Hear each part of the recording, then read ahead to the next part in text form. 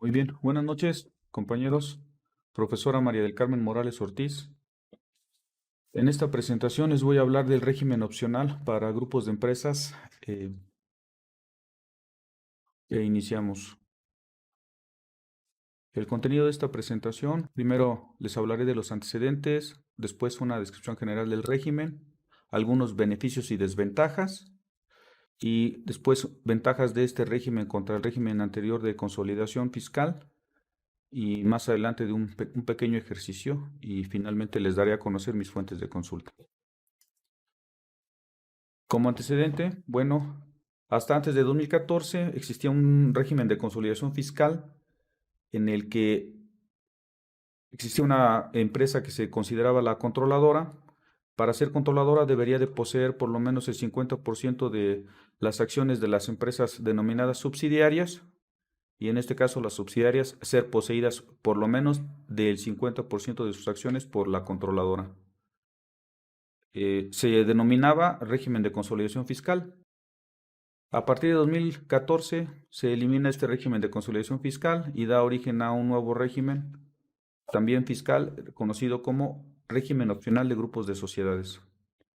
En esta figura participan una integradora que debe poseer por lo menos el 80% de las acciones con derecho a voto del grupo de empresas consideradas integradas, y a su vez las integradas son aquellas que la empresa integradora posee el 50% por lo menos de sus acciones con derecho a voto.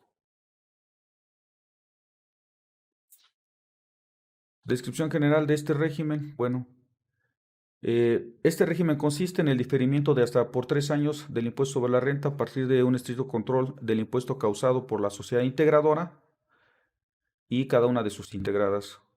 ¿Qué quiere decir esto? Bueno, que una vez que se determina el impuesto, se puede determinar una parte a diferir, y este diferimiento puede ser hasta los 3 años siguientes. ¿Qué se necesita?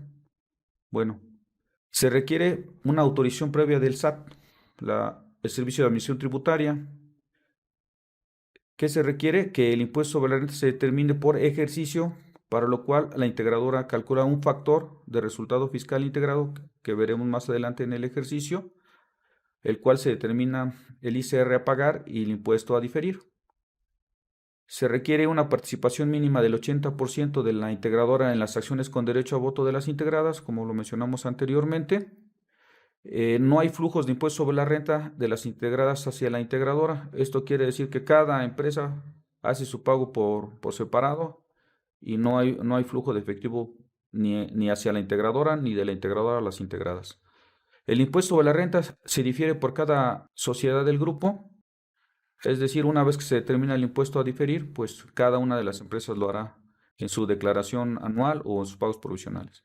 Los pagos provisionales se calculan y enteran en forma individual, y hasta en tanto la integradora no presente aviso para dejar de pertenecer a este régimen, pues deberá continuar presentando sus declaraciones de impuestos dentro de este régimen. Como lo dijimos en un inicio, el primer requisito es obtener autorización del SAT, y finalmente obtener una autorización para salirse de este régimen. Algunos beneficios y desventajas.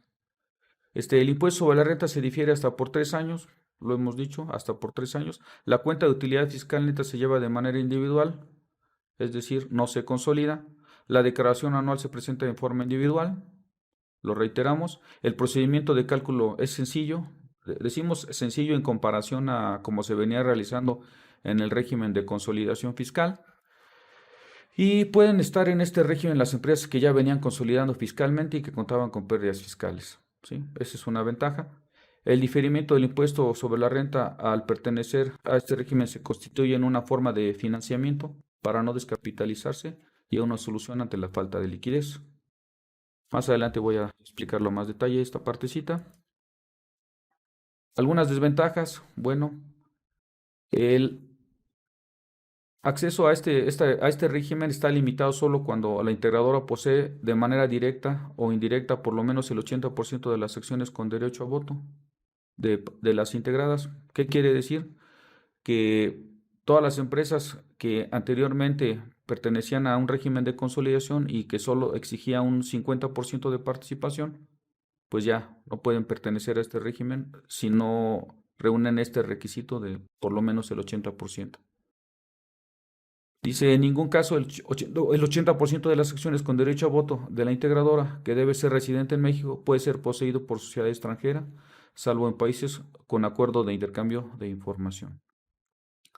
No pueden formar parte de este régimen las personas morales, las no lucrativas, las que componen el sistema financiero, las residentes en el extranjero, las que se encuentran en liquidación, las sociedades o asociaciones civiles y las sociedades cooperativas, las que contribuyen en regímenes coordinados, las asociaciones en participación, las maquiladoras, las que se encuentran con pérdidas fiscales, bueno, a excepto de alguna excepción, bueno, ya lo dijimos anteriormente, las que ya venían contribuyendo en este régimen y las empresas de servicios de transporte aéreo.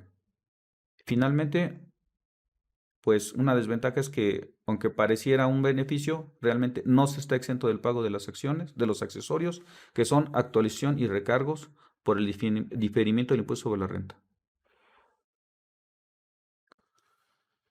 Ventajas de este régimen, el nuevo régimen ante el anterior régimen de consolidación fiscal. Pues el procedimiento de cálculo es más sencillo. Pueden estar en este régimen las empresas que ya venían consolidando fiscalmente y que contaban con pérdidas fiscales. Sigue siendo una forma de fomentar la inversión y aunque el periodo para diferir el impuesto se haya acotado a 3 años, probablemente los empresarios que estén ciertos de invertir en México pueden considerar que el régimen sigue siendo competitivo y acorde para la generación de empleo. Bueno, recordemos que las empresas que inician este, su sus operaciones, pues dentro de los primeros años normalmente generan una gran inversión y una forma de incentivar a que lo hagan es pues dando esta facilidad de diferimiento del impuesto ahora hasta por 3 años, digo, antes era hasta por 5 años. Esta figura fiscal establecida en la ley que permite pagar el impuesto en otro momento a futuro, pero no se debe considerar como un privilegio fiscal, ya que el diferimiento del ICR no significa una renuncia recaudatoria.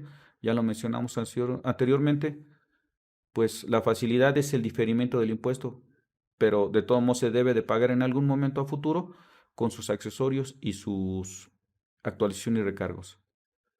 El empleo que generan este grupo de empresas, así como la producción de bienes y servicios más alta en el país, la tenemos por este grupo.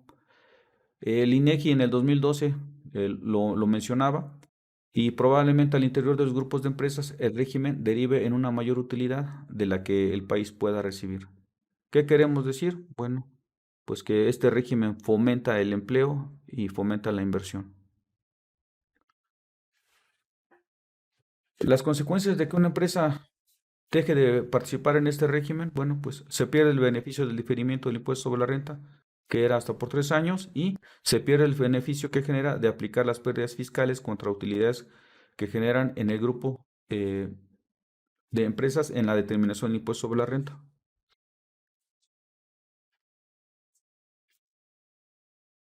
Aquí les voy a presentar las fuentes de consulta, pero antes de ello quisiera llevar a cabo un ejercicio y a continuación lo vamos a presentar.